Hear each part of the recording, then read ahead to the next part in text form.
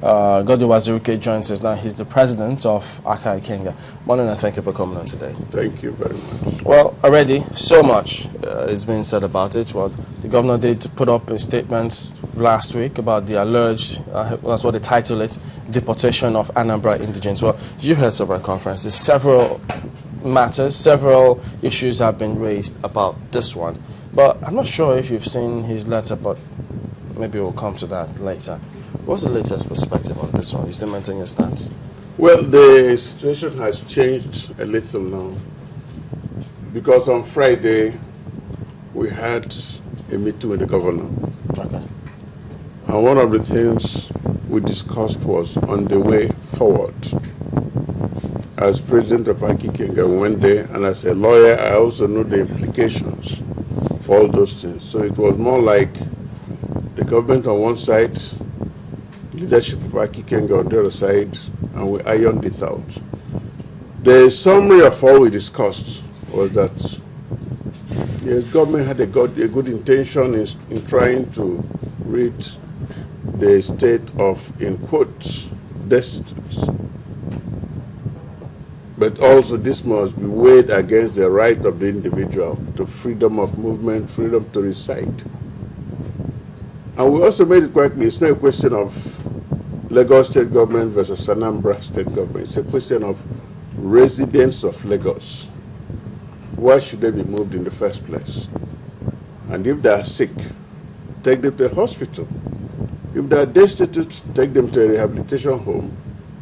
But if you impede their movement, if you stop them from moving, it has become a prison. Okay, there was that impression that those rights were the governor did not agree. The government made it quite clear that as the leader of the bar, there's no way he will accept that he will do anything to offend the Constitution. Sections 35 to 41 are very firm on all those things. In fact, it's only the court of law that can take away those rights. But the conclusion was that some of those boys who work for the state, let me use the word boys, most of them are men and women. Those who work in KAI, those who work in LASMA, the governor said, yes, those are very good agencies, but he agreed there were many bad eggs. And we should not, in fact, in his words, we shouldn't throw away a good institution like that, just like throwing away the bad water with the baby. Okay, and these agencies these are the action men. These are the ones. Let me put it this way. If you are passing now, somewhere around mile 2, I need to take a bus. If by 7 p.m. KAI men read there, I call them KAI men. If they read that place, and you're not fast enough to run, you can be picked up. And when you're picked up and your phone is taken away, you have become a destitute. Wow. You have no means of communication. So who decides who is a destitute? It is that KAI man who is on the spot. It's not the governor. This is where the lacuna comes in. Who takes that decision at the point of arrest? I use the word arrest because they impede your movement. And then they take you. And one other thing that actually happens, can happen to me, it can happen to you. If somebody says I'm mad now, my first action is to protest. The more I protest, the more he beats me, which is unconstitutional. And the more he beats me, the more I protest. In their own dictionary, that is conclusion that I am mad. Say he's a mad person, difficult. He's a difficult, mad person. All I'm trying to say is I am not mad. So this is actually what happens with destitute people. When you grab them, they resist, and you have to subdue them with force.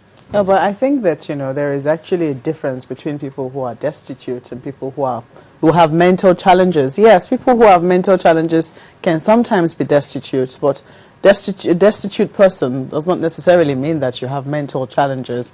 I know that in defense of the Lagos state government, they put out a statement saying that they have a rehabilitation center in Owutu. I don't know if... And Majidukwi, the governor, said he's going to reorganize, rehabilitate, and expand. And our argument is that if a man is mad, you don't take him to that rehabilitation center. You take him to a psychiatric hospital. If he's destitute, you take him to that place at Majitu or any other place. Rehabilitate him. What does a destitute person need? Bed and food. With time, we work on his psychology. But that also talk about, I mean, you could be destitute for a number of reasons. It could be that you just don't have the resources to have accommodation or roof over your head. That's one. That's one. That's one of the reasons, I mean. So are you saying that we can classify people who don't have houses as residents? A resident is somebody who resides anywhere. Does not mean you're a tenant. You could be staying with your brother, you could be staying in your father's house, you could be staying with any relation. But definitely if you are homeless, which I believe is what they're trying to say, yeah, take them to a homeless shelter. Listen, the Constitution is very clear. The primary function of government is the security and welfare of the citizens. In black and white is their primary function. So if you have no home, let the government think of what to do. That is why we elected them. If the place is insecure, let the government think of what to do. Any other one becomes an aberration. In other words, if a man is destitute, what is your business carrying him and putting him down for 6 months, and then you carry him one night, you dump him in a homeless place called Bridgehead because there are no houses there, there are no shops, and you turn and go, what have you done? You transferred problems from one place to another. The people will simply enter the next available vehicle if they have means.